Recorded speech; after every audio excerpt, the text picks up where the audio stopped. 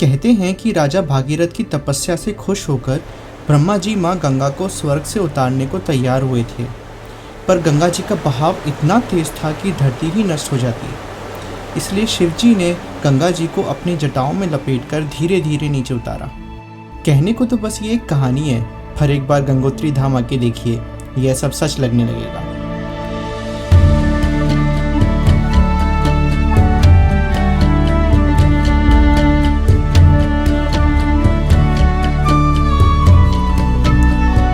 गंगोत्री धाम की जर्नी उत्तराखंड की सबसे खूबसूरत वैली से होकर गुजरती है। उत्तरकाशी के बाद तो नज़ारे इतने सुंदर हो जाते हैं कि हम अक्सर भूल जाते हैं कि हम जा कहाँ रहे हैं। चारों तरफ ग्रीनरी से सजे पहाड़ और उनसे बहती अनगिनत वाटरफॉल्स और रिवर स्ट्रीम्स ऐसी लगती हैं जैसे ये सच में शिव जी की जटाओं से उतरकर गंगा जी में मिलने जा रही हों। हर्षिल पहुँचते पहुँचते तो विश्वास होने लगता है कि हम सच में स्वर्ग की ओर जा रहे हैं।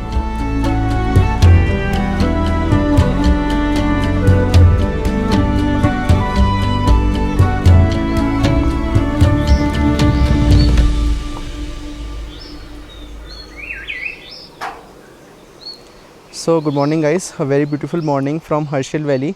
अभी हम हर्षिल विलेज के पास एक होम स्टे है, हर्षिल हेवन होम स्टे, वहाँ रुके हुए हैं। एंड यहाँ से गंगोत्री अप्रॉक्सीमेटली 26 किलोमीटर है, जिसे कवर करने में अराउंड 50 मिनट्स लगते हैं।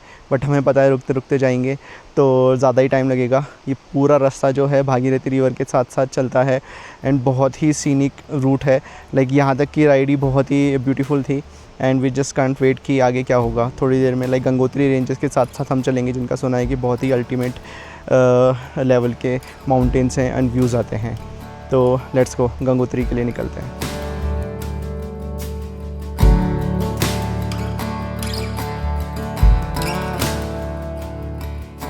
अलकनंदा और भागीरथी के संगम से बनती है गंगा नदी। इंटरेस्टिंग बात यह है कि अलकनंदा के बड़े होने के बावजूद भागीरथी को गंगा जी का सोर्स माना जाता है। ऐसा क्यों है, इसका जवाब हमें हर्षिल से निकलते ही मिल गया।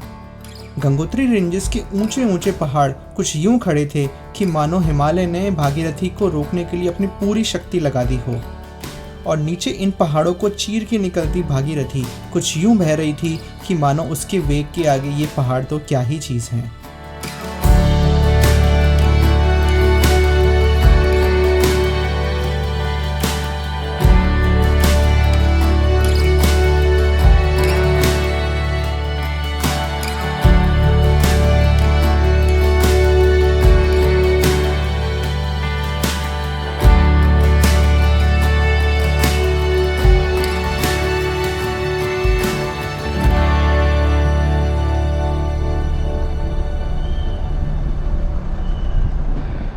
सो हम फाइनली गंगोत्री पहुंच गए।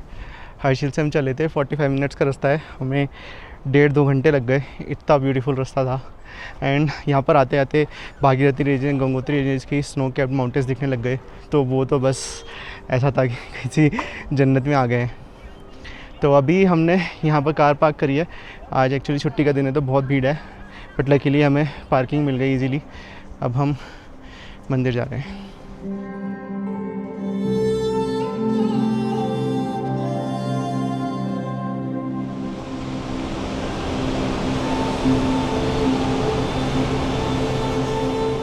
मंदिर तक का पैदल रास्ता अपने आप में एक सुकून भरा सफ़र था। ऊपर खूबसूरत पहाड़ और नीचे अपने रौद्र रूप में बहती भागीरथी के साथ चलते चलते हर चेहरे पर एक अलग सी खुशी थी। ऐसा लग रहा था कि अपने घर से इतना दूर हर कोई कुछ न कुछ ढूंढने आया है, और माँ गंगा के दर्शन करके वो ना मिले, ऐसा कैसे हो सकता है।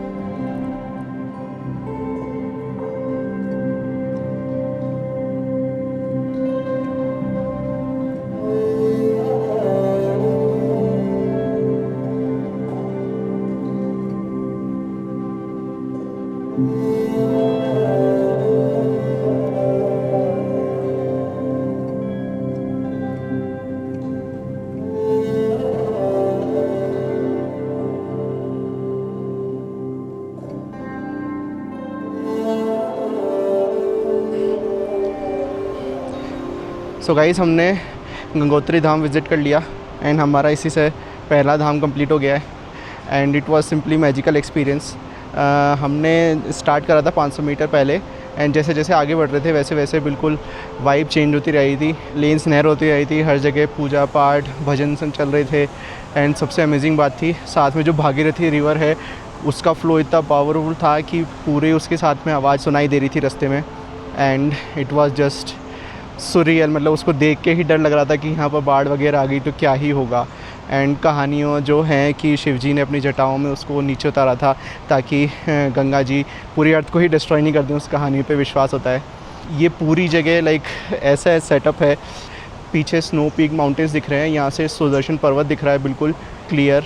एंड उसके बैकड्रॉप में गंगोत्री धाम का जो दर्शन होते हैं, लगता है कि एक अचीवमेंट होता है 4 धाम विज़िट करना। वो धोले, मुंह और चेहरा धोले, पाप धुल जाएंगे।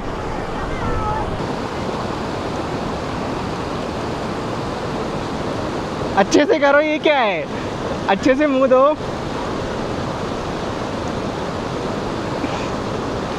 लो भाई, शालू के तो सारे पाप धुल गए। ठंडा ठंडा पानी। बोलो काशी, हर हर गंगे, हर हर गंगे।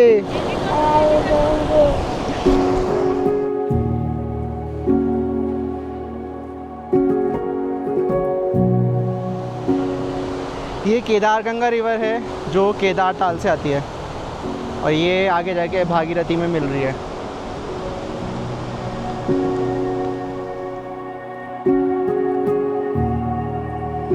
गंगोत्री धाम विजिट करने वाले ज़्यादातर लोग बस मंदिर के दर्शन करके लौट जाते हैं, पर इस वैली की गहराई में छुपी हैं बहुत सारी इंटरेस्टिंग चीज़ें और उनके पीछे चलती ढेरों कहानियाँ।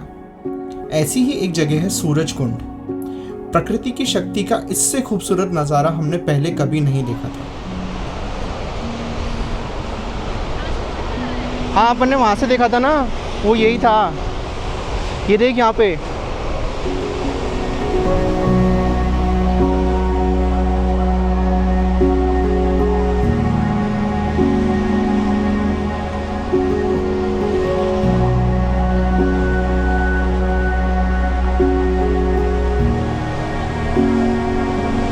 सो गाइस, ये है सूरज कुंड।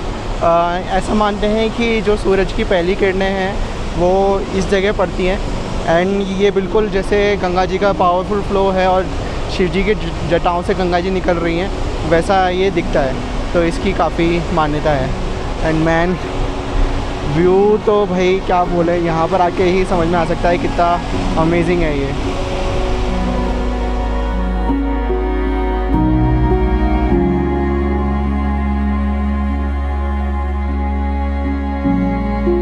सूरज कुंड से थोड़ी आगे चल के एक थोड़ी मिस्टीरियस सी जगह आती है पांडु गुफा।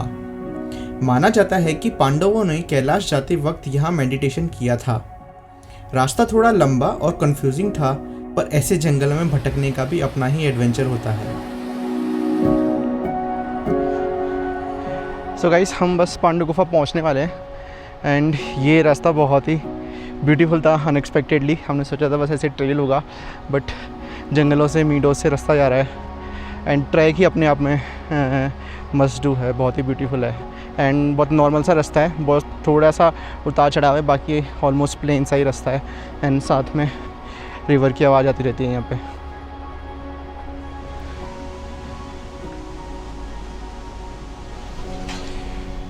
सीताराम।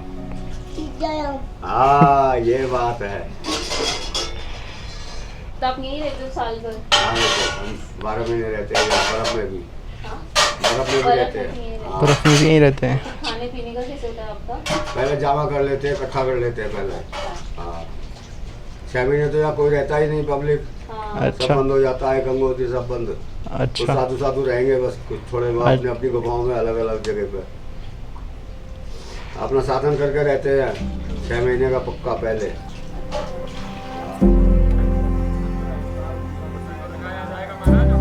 आए तो हम गुफा देखने थे, पर वहां पहुंचने पर ज्यादा इंटरेस्टिंग लगी वहां रहने वाले साधुओं की लाइफ। एक अंधेरी गुफा में पूरी जिंदगी बिताना, सर्दी हो या गर्मी, बारिश हो या बसंत, हर वक्त बस सिंपल लाइफ और ज़बान पे गंगा जी का नाम।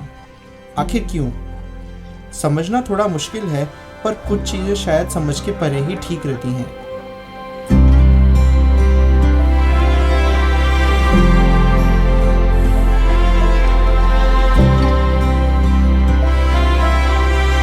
हिंदू धर्म में हर भगवान का एक इंसानी पहलू भी होता है और यह बात गंगा जी के लिए भी सच है।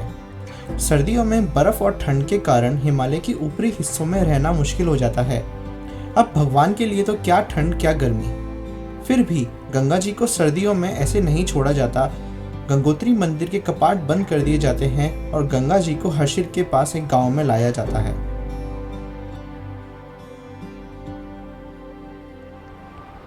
सो गाइस, अभी हम मुखबा विलेज आए हैं, जिसको गंगा जी का मायका भी बोलते हैं। एंड यहाँ की बहुत ही इंटरेस्टिंग कहानी है। तो सर्दियों में गंगा जी यहाँ वास करती हैं भाई दूज से अक्षय तृतीया तक। तो भाई दूज के अगले दिन गंगा जी को यहाँ लाया जाता है डोली में। तो उसमें पंडित जी ने यहाँ पूरी कहानी बताई थी कि पूरी मूर्ति नहीं आती है, उनकी बस छाया आती है। ऊपर जो गोल्डन मास्क लग रहा है वो डोली में सजा के लाते हैं। एंड यहाँ पर पास में एक बहुत ही ब्यूटीफुल उनके भाई सोमेश्वर देवता हैं, उनका भी मंदिर है। बट इसका आर्किटेक्चर बहुत ही अमेजिंग है। यहाँ पर एक झरना भी बता रहे थे, उसको भीम पानी बोलते हैं। ऐसा मानते हैं कि जो भीम थे पांडवों में से, उन्होंने ये झरना पानी यहाँ प्रकट करा था। इस विलेज की लोकेशन अपने आप में बहुत ब्यूटीफुल है। लाइक यहाँ से लिटरली बहुत ही ब्यूटीफुल भागीरथी नदी का जो व्यू है वो दिख रहा है। आसपास माउंटेन्स एंड झरने, इट्स रियली अमेजिंग।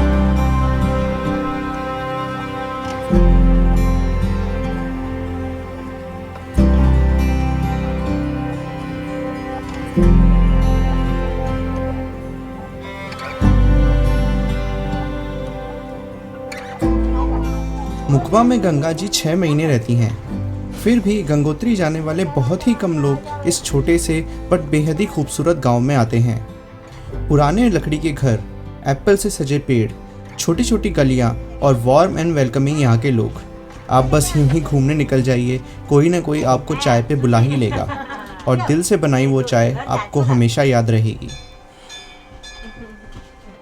के बाद यही रहती फिर आप नीचे उनके आने के बाद हाँ, तब हम नीचे चले।